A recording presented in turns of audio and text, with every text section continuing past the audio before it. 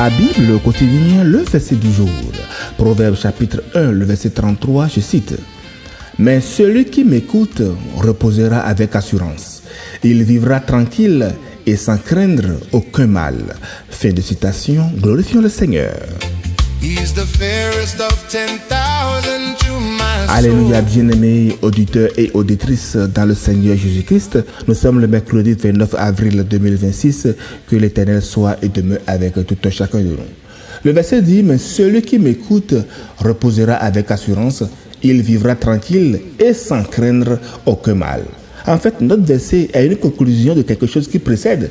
Depuis le verset 20 de ce même chapitre, c'est la sagesse elle-même qui prend la parole. Elle ne murmure pas dans un salon, mais elle crie dans les rues. Elle élève sa voix sur les places publiques. Elle interpelle avec urgence ceux qui vivent dans l'insouciance et le mépris de Dieu. Lisez bien le chapitre, vous comprendrez. Et ce qu'elle décrit au verset 24 à 32, c'est très important. Des hommes et des femmes qui ont résisté à ses appels, rejeté ses conseils, dédaigné les avertissements de la sagesse, et le résultat, ces hommes-là se retrouvent seuls face à la tempête.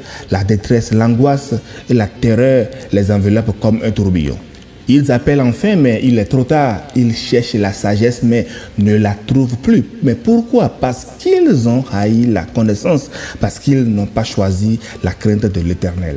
Voici la ferveur du verset, le contexte qui présente très bien notre verset du jour. Et c'est précisément là que le verset intervient en disant « Mais celui qui m'écoute reposera avec assurance ». Bien-aimé, ce mais-là, au début de notre verset, trace bien une frontière nette entre deux destinées. D'un côté, ceux qui se nourrissent du fruit de leur propre voix et se rassasient de leurs propres conseils. Et de l'autre, celui qui écoute. Observons attentivement ce que la sagesse promet à celui qui l'écoute. D'abord, il reposera avec assurance. C'est une stabilité intérieure que la personne aura, un établissement ferme. Et ce lieu sûr, c'est la sagesse elle-même, c'est-à-dire la présence de Dieu. Celui qui écoute la voix de Dieu ne campe pas dans l'incertitude, il habite dans la confiance. Deuxième promesse que fait la sagesse, la personne vivra tranquille. La tranquillité dont le verset nous parle n'est pas une vie sans épreuve, c'est une paix qui ne dépend pas de nos circonstances. Vous savez, le psaume 23 dit que même dans la vallée de l'ombre de la mort, le croyant ne craint aucun mal parce que Dieu est avec lui. Troisièmement, sans craindre aucun mal, dit le verset. Être affranchi de la peur, en fait. Non pas parce que le mal n'existe pas autour de nous, mais parce que la peur du mal ne gouverne plus notre cœur. Jésus nous dira plus tard, dans Jean 16, le verset 33, « Dans le monde, vous aurez des tribulations, mais prenez courage, j'ai vaincu le monde. » La victoire de Christ confirme bien et accomplit cette promesse de la sagesse. Nous devons écouter la voix de la sagesse. Chers amis dans le Seigneur, ne passons pas trop vite sur la condition posée par le texte. Il faut écouter. Le texte dit « celui qui m'écoute ». Écouter dans la Bible, ce n'est jamais simplement entendre un son, c'est recevoir la parole avec attention, y adhérer du cœur et la mettre en pratique. Jacques le dira ainsi, « Mettez en pratique la parole et ne vous bornez pas à l'écouter ». Jacques 1, le verset 22. Bien-aimés, combien de fois nous écoutons aujourd'hui la parole et nous ne la mettons pas en pratique comme cela se doit? L'écoute dont parle la sagesse est un engagement, une décision quotidienne de soumettre sa vie à la direction de Dieu plutôt qu'à uniquement ses propres raisonnements. Et dans le chapitre, les insensés se fient à leurs propres conseils. Celui qui est sage se fie à la voix de Dieu.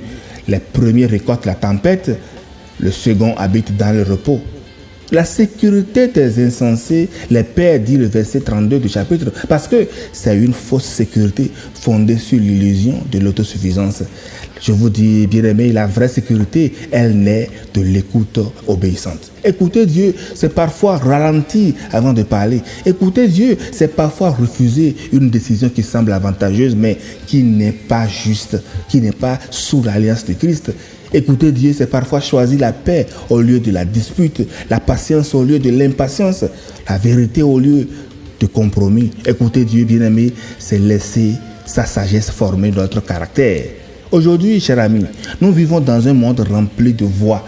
La voix de l'inquiétude, la voix des réseaux sociaux, la voix de la comparaison surtout, voix de la peur, voix de la pression, voix de la précipitation. Alors, chers auditeurs en Christ, Voici la question que je vous laisse méditer aujourd'hui au travers du verset. Dans les décisions que vous prenez chaque jour, grandes ou petites, est-ce la voix de la sagesse divine qui vous guide ou celle de vos propres certitudes? Chers frères et sœurs, retenons tout simplement au travers du verset que la sagesse de Dieu ne nous promet pas une vie sans difficulté, mais c'est une vie sans crainte. Elle nous offre un repos que le monde ne peut ni donner ni retirer. Aujourd'hui, choisissons tout simplement d'écouter, vraiment écouter, et de faire de la parole de Dieu notre fondement. Elle nous amènera dans une paix que rien ne peut voler. Bonne méditation et belle journée à toutes et à tous dans la paix du Seigneur. Alléluia.